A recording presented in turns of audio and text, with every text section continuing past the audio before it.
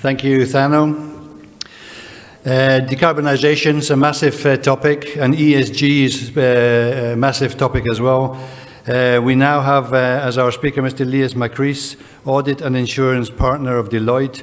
Deloitte have recently undertaken an ESG survey amongst shipping companies, and Elias will give us some remarks on that. Elias, please.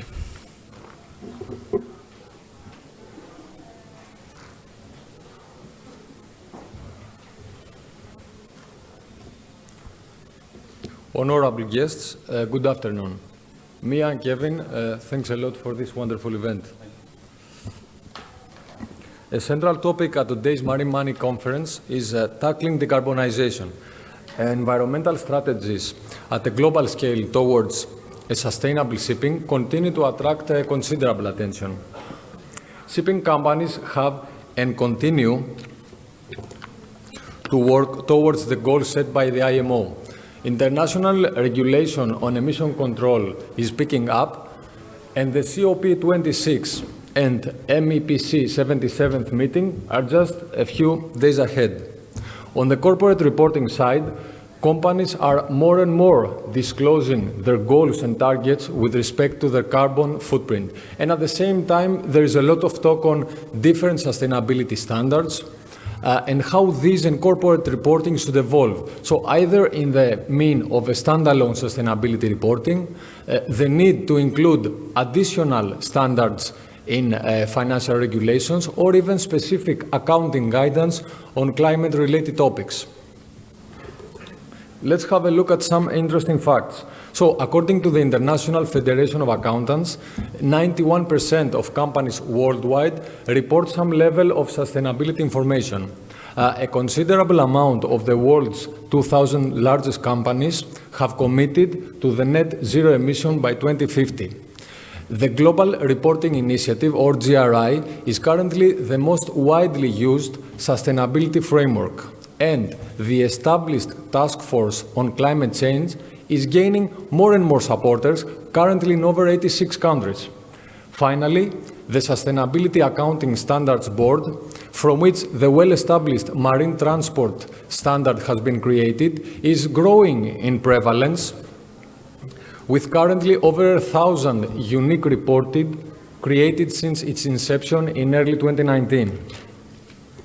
So, given the growing need on sustainability disclosures by quite a wide and broad range of stakeholders at a global scale, we at Deloitte Greece conducted an ESG survey focused on the maritime sector. So, in this short presentation, I'd like to share with you some interesting results.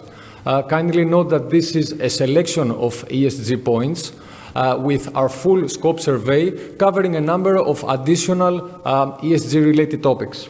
So, just a few words on the scope. Our survey covered a sample of 38 listed shipping companies across the main shipping subsectors. We gathered ESG-related data by reading and analyzing public disclosures such as annual financial reports, standalone sustainability reports, data included in companies' websites, and other. We looked into the most recently completed fiscal years, 2020 and 2019. We also assessed 5 major stock exchanges from the top 4 shipping capital markets. And finally, we performed a comparison against the aviation and rail sectors just to get an understanding of how each of these 3 distinct transport sectors compare to each other. So, let's start with some results. On the left side, you can see that from our sample, 63% of the companies, or roughly 2/3, have filed at least one sustainability report in the past 2 years. On the right side, you can see some statistics per subsector, where we segregated and wanted to give you some view. You can see that ESG filers per subsector range from 40% up to 71%, and the latter found in the diversified sector. So, continuing with certain stats on stock exchange, we arranged them by stock exchange. As you can see, a considerable amount of our sample was drawn from US capital markets. And again, if we want to have a look at ESG filers as a percentage, range from 33% up to 100%, with the latter found in the Tokyo exchange. Last, we combine statistics by subsector and exchange together, where again we can see a pattern of increased ESG activity in the diversified sector. In this slide, we wanted to give some more information on the sustainability standards currently available that our shipping sample has been following. So, on the left side of the slide, you can see that a considerable amount of the companies have followed the marine transport standard of SASB, followed by the global reporting initiative that came second place. The remaining frameworks followed with more or less an equal but smaller share.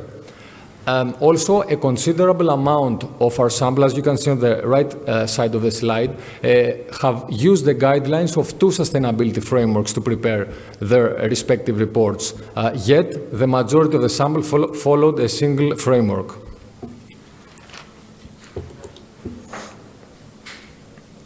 Growing stakeholder interest had an immediate effect on the pace at which shipping companies increased their disclosure on governance and management of the environmental and social impacts arising from their operations. So as you can see in this graph, ESG reporting has had a 13% increase year on year, comparing 2020 with 2019. And assuming that 5 of the filers who have filed 2019 reports file again their 2020 reports by the end of this year, this increase could go and grow to 26%. Also, a couple of other insights. We did not see a specific time frame within the year where shipping companies have filed the report. So basically timing we have seen varies in a year. And secondly, most of the filers in our sample have filed these reports outside their annual financial reports that have been filed with various regulators, and including, among other, audited financial statements. We also wanted to have a look at the number of ESG-specific risk disclosures made by our sample, but now as included in their annual financial reports. We wanted to see and highlight that, given the increasing regulatory focus on ESG reporting, we have seen how fast regulators have been worldwide in adopting ESG in their standard-setting agendas. So as you can see in this graph, 22 companies of our sample, or 58%, have included at least one ESG-related risk while discussing their annual performance and results of operations. The most commonly quoted risk related to the potential effect that the increased scrutiny on policies might have on future operating expenses as companies move towards meeting the IMO global emission control targets. In the next few slides, I will be talking about the results from, that we gathered from the main scoring platforms that we had access. So we basically looked into 4 rating organizations that we understand have adopted some ESG scoring methodologies and are quite commonly used by a variety of industries, namely MSCI, S&P Global, Sustainalytics, and Refinitiv. We managed to get data for our shipping sample from 3 out of the 4 sources. And as you can see, in specific sources, we had a quite considerable coverage in our sample, reaching close to 65%, with the remaining following at 25% and 8% respectively. So just a few words on the sources. This slide basically summarizes the ESG scoring results on the 3 main transport sectors that we looked into: aviation, rail, and shipping. Just a note here that our aviation and rail samples comprised of 8 and 6 companies respectively. As we can see in these sets of graphs, our shipping sample came 3rd and 2nd respectively, depending on the assessor. And it was interesting enough that in one of the assessors, our shipping sample fell right at the median of the total data set included among all three distinct subsectors. Overall, and according to the definitions provided to translate ESG scoring, our shipping sample achieved an overall satisfactory ESG performance, showed a moderate degree of transparency in ESG-related data public disclosure, and also showed a moderate level of exposure on ESG-related risks. Where available, we also wanted to have a look at individual scores for each of the three distinct ESG pillars. So as you can see, our shipping sample had the best results in the governance pillar, followed by social and environmental that came second and third, respectively. Just a few words on the environmental subcomponent that I believe was quite well covered during this conference. It is interesting to note that a considerable amount of the sample, 79%, had at least one null score in an environmental subcomponent, whereas 29% of the sample had two null scores in environmental subcomponents. So that, without doubt, had an effect on the overall performance of the environmental pillar. We believe that this is currently due to the not pervasive level of key performance indicators as they relate to the environmental component, and not by a lack of strategy or action towards emission control. We have seen shipping companies doing quite a lot towards that direction in the past few years. A quite interesting observation that came up from our survey was a positive correlation that appears to exist between ESG relative performance, as captured by the scoring models that I just covered, and the level of public ESG disclosure via dedicated reporting.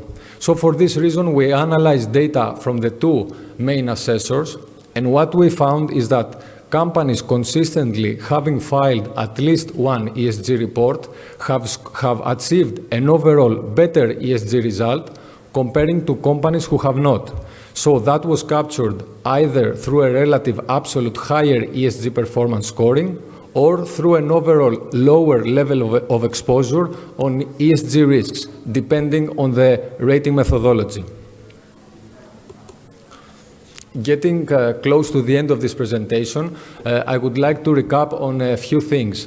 First of all, shipping companies have increased the volume and improved the quality of the related disclosures. And as we understand, shipping stakeholders demand for even more on ESG. This is likely to improve further in the near future.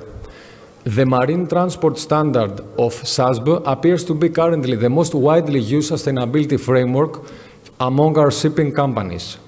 Third, when it comes to evaluation of relative ESG scoring performance, we believe that comparing companies belonging to the same subsector, so companies having a similar fleet profile, for example, comparing tankers to tankers, might be a good starting point in order to understand and evaluate the overall awareness of ESG at an organization.